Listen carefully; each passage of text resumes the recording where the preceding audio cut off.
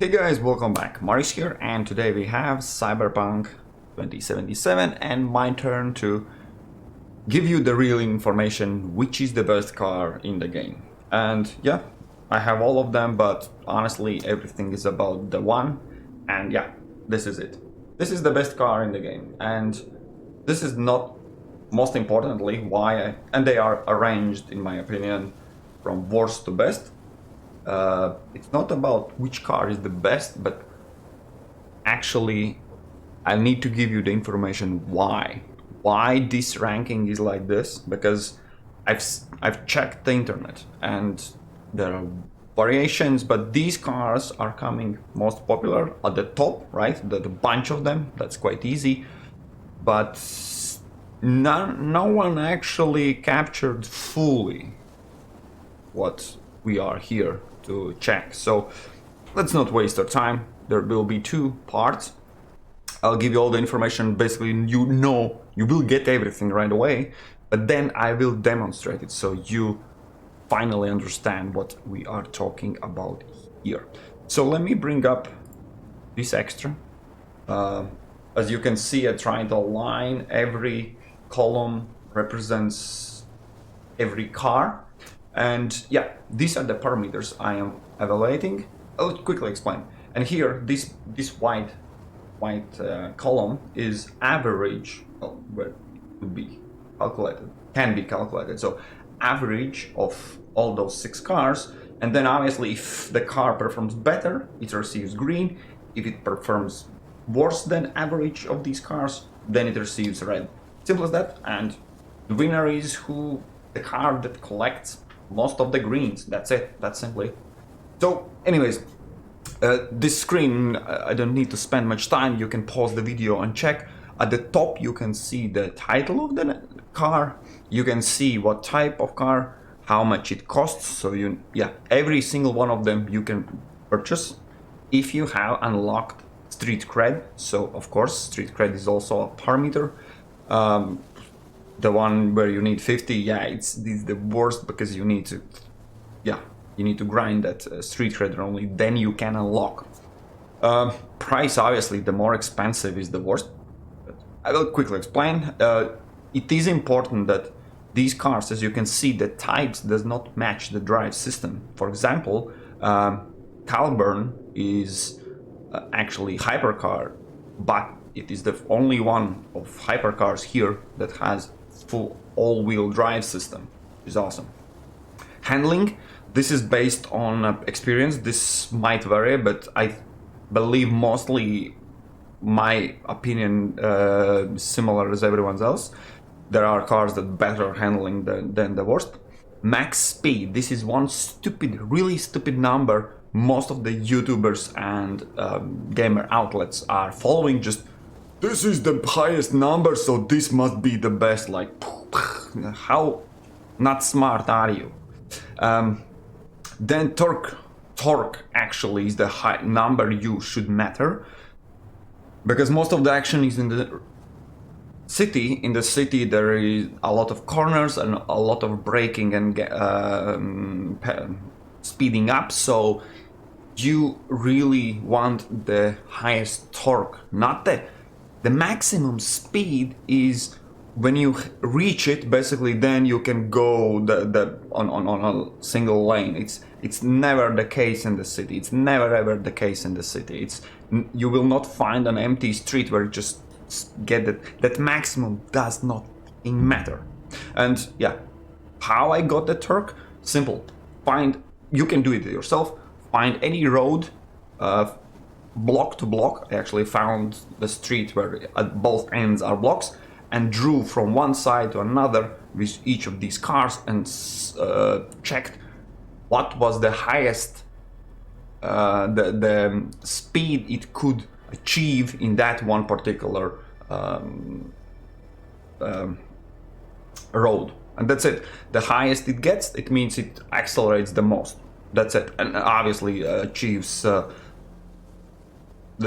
time, the distance and speed, all those are linked together. And if distance is set, it doesn't change, then by the acceleration, the time The highest the speed, the smallest the time. You basically from point A to point B, you get the fastest, and that's where the torque comes in. And still, no one cares about the freaking maximum speed limit.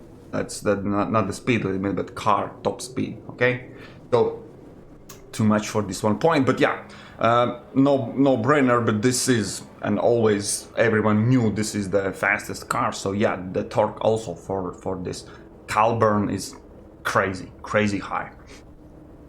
Then drift circle. This is also one parameter I'm inventing myself. You can check it yourself. Turn at either side, find open space, press the gas, and make a circle when you're drifting. What you will find is what's the basically turning angle?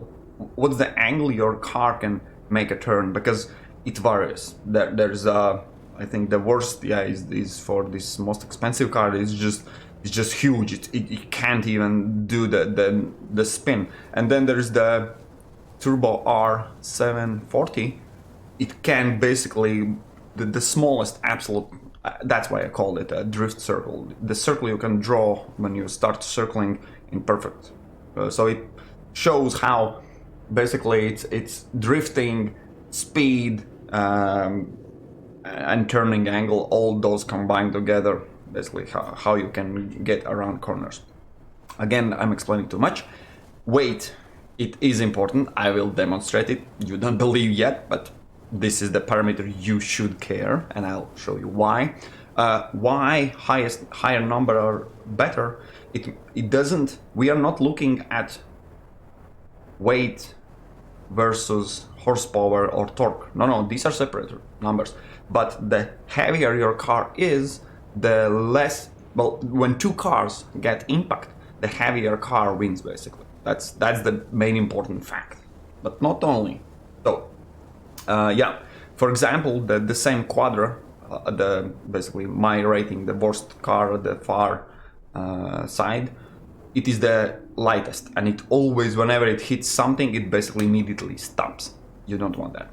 Off-road, there are only two cars that are off-road. That actually matters quite a lot, because when you spend all your money and purchase a car where actually in a desert it's just pure every one of them besides those two in the desert, just you better are off going by the legs, by the feet. Size, a little bit not as important, but there's one really huge car, again the most expensive, that's huge, but the little cars has better chance to maneuver through the city. That's actually why you need a car. Either you fast travel or you want to be everywhere and cut the corners and drive everywhere. So smaller car will be a little bit more beneficial. And then this is actually my number only, again, sound, as funny as it is, but this car, the best car where everyone shows. I will explain it. There are two variations of this car.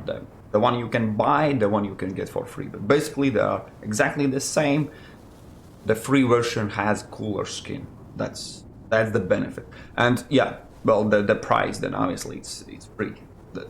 That's also benefit, but it is the same parameter, the same, there are nothing else tuned, so it also sounds like no, hell no. And let me explain it.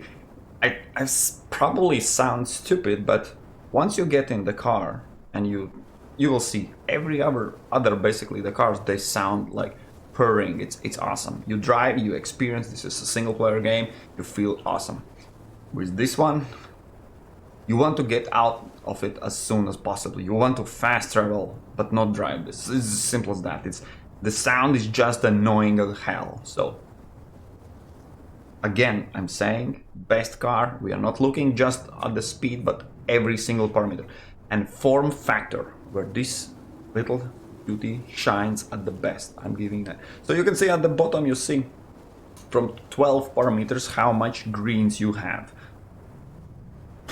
Yeah, and that's it. All right, and now the second part, I will drive and explain and show you form factor, sound, weight, basically all the numbers. But I will drive only one car and only the best car, and I'll give you all the explanation. As you can see, this Caliburn is not far behind. It's a little bit more expensive, you need more street cred. It can drive off-road, and the sound is the worst. But other than that, it's pretty okay. And okay, I'll remove this table. You can always at any time come back and check it. But let's do the real testing, and I'll give you one extra bonus. This is the only car where so far I found you can shoot the tires. But as far as I can tell, this is just a graphical thing. It doesn't kind of change the way how it drives. Weird, but yeah. No other car has anything like that. But anyways, let me demonstrate. So this is the worst. Sorry, but it's just hard to handle. This is too heavy and too expensive, way too expensive. My advice would be at the first, get this one. This is, from all those 6 cars, absolutely the cheapest, and it will get you from A to B. But once you get more Eddies, or if you have them already, then buy the first one again. And that's it. This is too expensive. I would not, in comparison, no. Again, this is really fast, and you get, at the end, of course, buy them all. But my advice for every gamer, when you need a car, get this one, 55,000, and second best torque as far as I can tell. Pretty hard to handle, but that's it. But here, this is absolutely the best from all the parameters. And let me demonstrate why. I will demonstrate you 2 main things. Form factor is the same as the second place, the Caliburn. And also the size is similar as this, what was the name of this, Turbo. But none of these cars have one thing. I will need to find particular place to demonstrate. Best case scenario, this is a city, but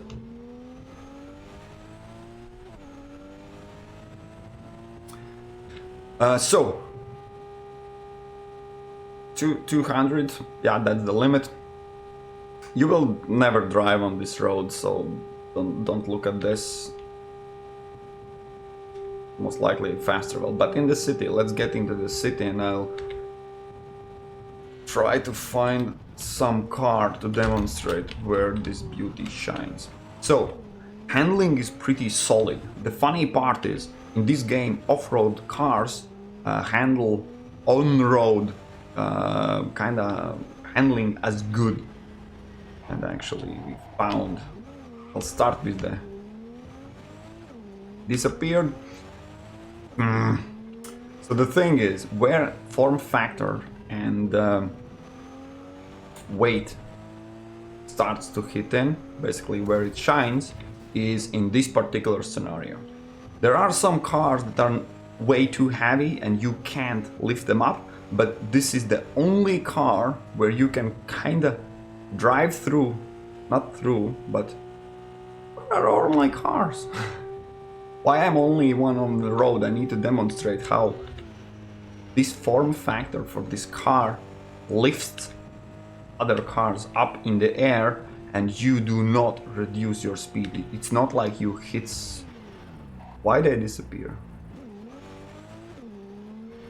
Game? Why are you screwing me my recording? Well, at least one I could... The hell, man? Why I am alone on the street? So anyways, this car is second lightest of them all, but still with this weird, well, cool form factor, how it's shaped, it mostly goes underneath other cars. And if you go front to front, then it will collide and mostly stop. This one. This is the absolute challenge for all of them. You can get any car you want, but only this one can do something like this. Okay, I don't have the speed, but you get the idea. No other car can drive under that heavy stuff. And you see, the thing is, it's just, but not all of them. As I said, you see, every single other car in the game, the previously I showed, sometimes it goes over, but whenever you are driving somewhere or you need from point A to point B, the maximum speed does not freaking matter. Why? Because corner after corner you are slowing down, so that's where torque gets in. To get better around corners, that's where the handling shines basically. So all those other parameters are way more important, and as soon as you can get it, so the cheaper it is, the less street credit you need for the car, that is the best car. Not the one that at some weird situations where you are alone on the one lonely street, when you can put the absolute maximum, yeah, then it's awesome. Yeah, you see, as I said, not every car can be pushed around, but you get the idea. This has the absolute balance of them all: on-road, off-road, speed, torque, handling, and managing to get other cars up in the air, and you keep driving this little speed reduction. Hell yeah! Hell yeah! 80 miles per hour. I'm keep going. So, sorry guys. Sorry for me being again against all the internet and a whole other gaming outlets and YouTubers, but if you're not fully capturing and doing your research in depth about the cars, please do not make such videos where you say this is the best car and then show something else than this. Okay, this is just other people who don't have the time and resources to spend hours and hours in this game, and they just want their one sweet hour after the work to do the best, and they watching your videos and you are misleading them. Not cool, man. Okay, not cool.